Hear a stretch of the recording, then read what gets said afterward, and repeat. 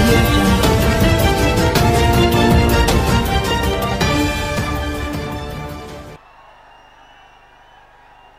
అందరికీ నమస్కారం. మీతో ఎక్కువసేపు ఇబ్బంది పెట్టకుండా, ఎందుకంటే మీరు అందరూ హీరో కోసం వెయిట్ చేస్తూ ఉన్నారు.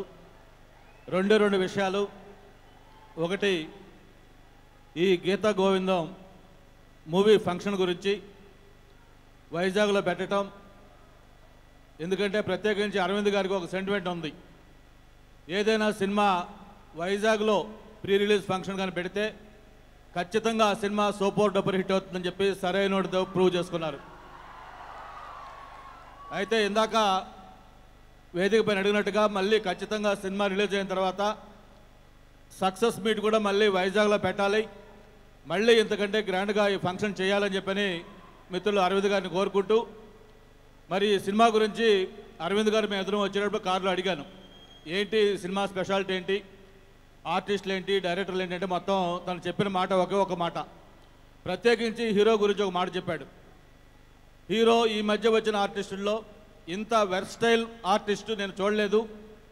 నాకున్న అనుభవంలో చెప్తా ఉన్నాను, డెఫినెట్గా ఇండస్ట్రీస్లో ఒక 10-15 సంవత్సరాలు ఎటువంటి సినిమాలు వస్తాయో చూడండి మీరు ఆయన నుంచి అని చెప్పిన కూడా అరవింద్ గారు స్వయంగా చెప్పడం జరిగింది. ఆయన కూడా ఆయన మాటలో చెప్పారు. ప్రత్యేకించి గతంలో వచ్చిన సినిమా ఏదైతే ఒక సెన్సేషనల్ సినిమా ఉందో, ఆ సినిమా తర్వాత మళ్ళీ ఇలాంటి సినిమా చేయడం అనేది చాలా చాలా అందరికి కూడా ఆశ్చర్యంగా, చాలా ఆనందంగా కూడా ఉంది. మరి సినిమా డెఫినెట్గా హిట్ కావాలి. డైరెక్టర్కి, హీరో హీరోయిన్స్, అలాగే టెక్నీషియన్స్, ఆర్టిస్టులు, ప్రత్యేకించి మా సస్య శ్రీనివాస్ వైజాగ్ నుంచి నూతనంగా సినిమా రంగంలో ప్రవేశించారు. అనేక క్యారెక్టర్స్ చేస్తా మంచి పేరు తెచ్చుకున్న సస్య శ్రీనివాస్ కూడా మంచి పేరు రావాలని చెప్పి కూడా తెలియజేసుకుంటూ, మరి అరవింద్ గారిని నేను ఒకటే కోరుతా ఉన్నాను, ఈరోజు వైజాగ్ అనేది సినిమా పరిశ్రమకు హబ్బు కావాల్సిన అవసరం ఉంది. గతంలో రాఘవేంద్ర గారి దగ్గర నుంచి, బాలచంద్ర గారి దగ్గర నుంచి ప్రతి ఒక్క డైరెక్టర్ కూడా వైజాగ్లో మూవీస్ తీసేవాళ్ళు.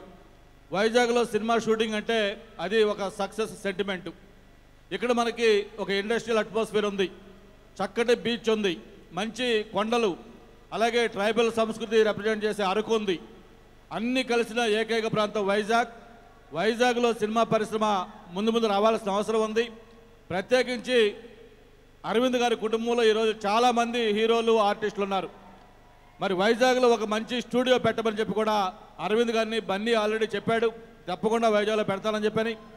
ఒక స్టూడియో కూడా నిర్మాణం చేయాలి, తనకు కావాల్సిన పూర్తి సపోర్ట్ గవర్నమెంట్ నుంచి ఇస్తామని చెప్పిన కూడా తెలియజేసుకుంటూ, మరి సినిమా పరిశ్రమ వైజాగ్ రావడం కోసం ఏమేం కార్యక్రమాలు చేయాలో అడ్వైజ్ చేయమని చెప్పి కూడా అరవింద్ గారిని కోరుకుంటూ, ఈ సినిమా సూపర్ డూపర్ హిట్ కావాలి. ఇందులో నటించిన ప్రతి ఒక్కరికి, ఈ సినిమా పనిచేసిన ప్రతి ఒక్కరికి కూడా మంచి పేరు రావాలని మనస్ఫూర్తిగా కోరుకుంటూ, సక్సెస్ మీట్ కూడా డెఫినెట్గా వైజాగ్లో పెట్టాలని చెప్పి కూడా కోరుకుంటూ, మరి మిత్రుడు సోదరుడు బన్నీ వాసు కూడా మంచి భవిష్యత్తు ఉండాలని మనస్ఫూర్తిగా కోరుకుంటూ సెలవు తీసుకుంటా ఉన్నాం. జై Hind. Thank you sir, thank you so much. So Vijay గారు మాట్లాడతారు. అండ్ బిఫోర్ దట్ ఒక గ్రూప్ పిక్ సార్, ప్లీజ్ ఒక గ్రూప్ పిక్చర్కి.